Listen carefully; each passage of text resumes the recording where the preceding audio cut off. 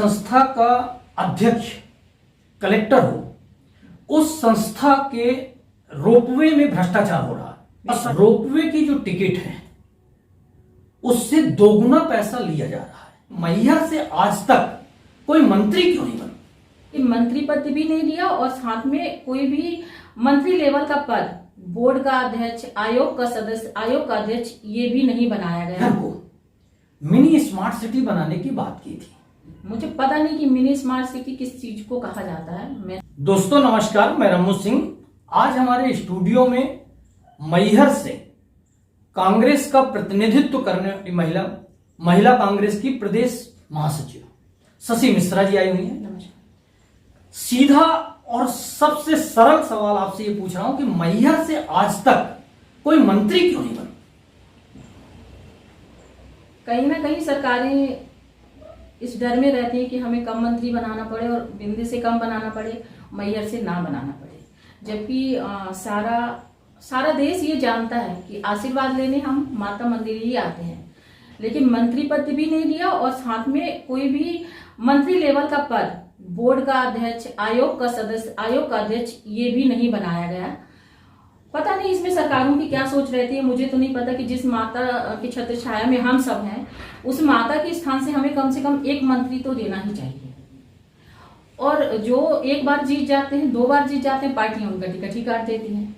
तो फिर बोलते हैं आप 1 बार जीते हैं, शायद ऐसा होगा कि 2 बार 3 बार जीतो तो मंत्री बनाएंगे, क्योंकि अनुभव उनको हो जाएगा। तो जब आप टिकट नहीं दोगे, वो जीतेगा नहीं, तो फिर मंत्री आप बनाते नहीं हो।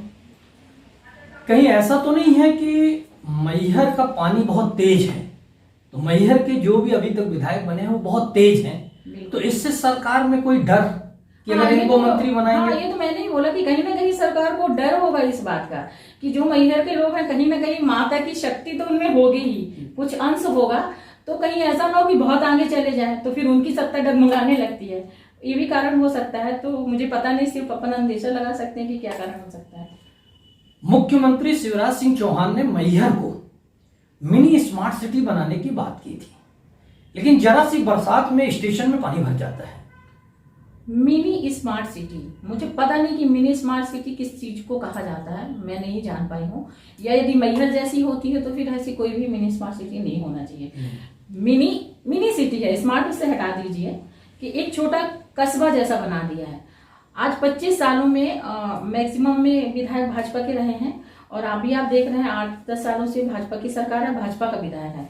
लेकिन जो जैसा था, विकास की बात करती है ना भाजपा, तो जो जैसा था 1 इंच विकास की बात बता दें सामने आकर के, कोई भाजपा का होता तो मैं बोलती कि आप किस चीज को विकास करते हो। आप यदि सतना से जाते हो और आप मंदिर जाते हो तो नहीं जा सकते हो, आप रीवा से आते हो तो मंदिर नहीं जा सकते हो, आप करनी से आते हो तो मंदिर नहीं जा सकते हो, क्योंकि इतने बड़े बड़े गड्ढे हैं। अभी लास्ट ईयर 1 साल भी नहीं हुआ रोड बनी घंटाघर की, और एक ही बरसात में उसमें गड्ढे हो गए। तो ठेकेदारों को भी कहीं ना कहीं प्रोटेक्शन मिलता है, नेताओं का और सरकार का, तभी ठेकेदार अच्छा काम नहीं करता है। आप कचरे की बात करो, किस बात की मिनी स्मार्ट सिटी? आज हर मोहल्ले में कचरे के ढेर लगे हुए हैं। पूरा रोड ऐसी खुदी पड़ी है कॉलोनियों की, मतलब जो बेस्ट कॉलोनी कही जाती है उसमें भी आप अंदर नहीं घुस सकते हो। हाउसिंग बोर्ड कॉलोनी थी, बरसात में 2 दिन तक वहां पानी भरा रहेगा, 5 लोगों को जा जाकर पानी निकलवाना पड़ा। जो कमाई मंदिर से हो रही है, उतनी कमाई लगाकर तो मैहर का विकास कर दे सरकार। बिल्कुल किया जा सकता है। तो समिति में कहीं ना कहीं प्रशासन उसके अध्यक्ष होते हैं, कलेक्टर साहब, सचिव SDM होते हैं, और जो सदस्य होते हैं उनको सरकार बनाती है। जो सदस्य होते हैं ये सब मिली भगत करके ही सारा पैसा इधर उधर कर देते हैं। नहीं तो जब नवरात्रि होती है, आप लोग भी पेपर में पढ़ते होंगे, हम लोग भी पढ़ते हैं कि 1 लाख श्रद्धालुओं ने दर्शन किया। यदि 1 लाख ने किया और आपको यदि सोचते हो कि 10 रुपए एक आदमी चढ़ाता है, तो 10 लाख की चढ़ोतरी तो एक दिन में हमारी होनी चाहिए कम से कम। बट कोई 1000 भी चढ़ाता है, कोई 200 भी चढ़ाता है, कोई 100 भी चढ़ाता है, तो आप उसको कितना आते हैं। लेकिन आप रिकॉर्ड उठा के देखेंगे तो एक भी दिन की चढ़ोतरी 10 लाख नहीं होती है। रोपवे की जो टिकट है उससे दोगुना पैसा लिया जा रहा है। बिल्कुल।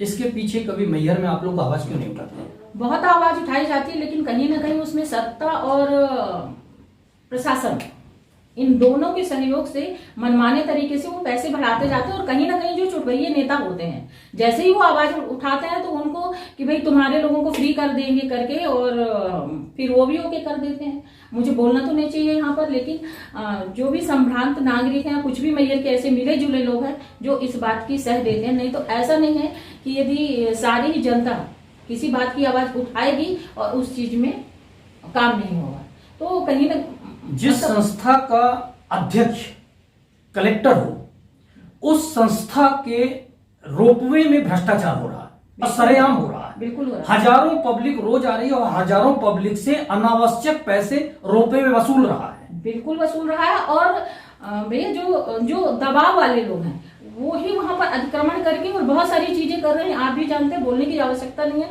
मैंने इतना बोल दिया तभी लोग समझ गए होंगे मेरा इशारा किस ओर है। लेकिन आप वो छोटे छोटे लोग जो मतलब सिंदूर बेच रहे हैं, जो चूड़ियां बेच रहे हैं, जो समोसे बेच रहे हैं, श्रृंगार बेच रहे हैं, हाँ, आप उनको हटा रहे हो, लेकिन जो बड़े बड़े अतिक्रमणकारी हैं उनको आप क्यों नहीं हटा रहे हो? तो भाजपा का हाथ हमेशा बड़ों के साथ रहता है, गरीबों के साथ नहीं रहता है। जब तक देखते हैं तो एक अतिक्रमण की गाड़ी जाती है और उन लोगों को हटा के कि हमने अतिक्रमण हटा दिया। अरे आपके दम है तो रोप वे के अंदर जो अतिक्रमण करके काम कर रहे हैं आप उनको क्यों नहीं हटा रहे हो? आप उनको हटाओ ना। मतलब राजनीतिक और प्रशासनिक संरक्षण में बिल्कुल सारा यह खेल हो रहा है। बिल्कुल संरक्षण है और कहीं ना कहीं लोग डरते हैं तो उनके खिलाफ बोलते नहीं है। लेकिन यदि आप चाहते डर हो किस चीज का है? सत्ता का, प्रशासन का, और मुझे तो नहीं पता किस चीज का डर है, लेकिन मैं ये जानती हूँ कि यदि हमें कोई चीज अच्छी करनी है तो विरोध झेलना पड़ेगा। यदि हमें रोडें बनानी है, अतिक्रमण करना है तो लोगों के घर गिराने पड़ेंगे। तो उसमें हमें डर नहीं होना चाहिए कि हम गरीब का घर गिरा दें और बड़े आदमी का बना रहने दें। आप एक लाइन की बात करो कि यहाँ से यहाँ तक हटना, फिर हटाओ ना, सब लोग शांत है उसका। मां शारदा देवी मंदिर में अगर लोग भ्रष्टाचार करते हैं उनको माई से डर नहीं लगता? डर नहीं लगता होगा, लेकिन माई उसका प्रतिफल देती जरूर है, ये मुझे पता है। जो भी ये करते हैं तो कहीं ना कहीं उनका माई निकाल लेती है, ये भी सही बात है। लेकिन वो डरते नहीं होंगे तभी तो ये करते हैं। सोचते होंगे कि हम सत्ता को चला रहे हैं, प्रशासन को अपने हाथों पे कठपुतली बना रहे हैं, तो भाई को भी बना लेंगे। एक अंतिम प्रश्न, मैहर को जिला बनाने की बात कई बार उठी। बिल्कुल। और अभी आपने कहा कि मैहर एक छोटा सा कस्बा बन के रह गया है। देखिए, जिला बनाने की बात और जन समुदाय की मांगों के अनुरूप कमलनाथ जी ने उसको बनाया भी जिला, ठीक है ना, और बनना भी चाहिए था जिला, क्योंकि क्षेत्रफल भी बड़ा है और जनसंख्या भी बहुत है। पर हो क्या रहा है कि जब से भाजपा सरकार आई तो जिला ही नहीं बनने दे रही है।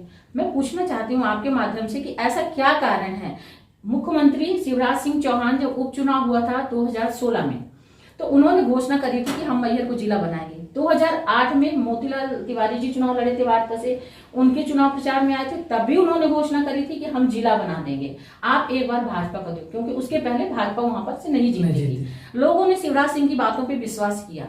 हालांकि अब तो लोग समझ गए हैं कि ये झूठ बोलते रहते हैं, लेकिन उस समय वो नए थे, बोले कि हम जिला बनाएंगे, लेकिन तब भी जिला नहीं बना। फिर कमलनाथ जी की सरकार आई, 15 महीने चली।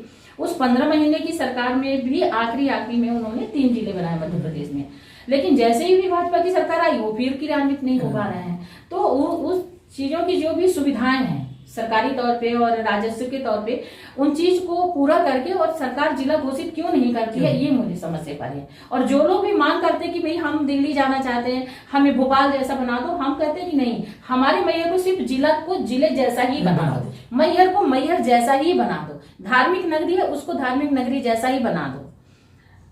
धार्मिक नगरी कहते हैं भैया, आप सतना रोड से जाएंगे, एकदम रोडों में शराब की दुकानें खुली हुई हैं।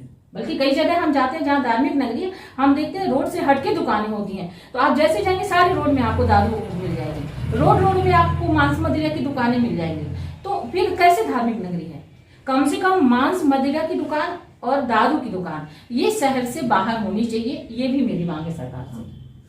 चलिए, बहुत बहुत धन्यवाद, अच्छा लगा। थैंक यू बहुत बहुत, और आपने मुझे यहाँ बुलाया, इस लायक समझा, इसके लिए बहुत बहुत आभार आपका।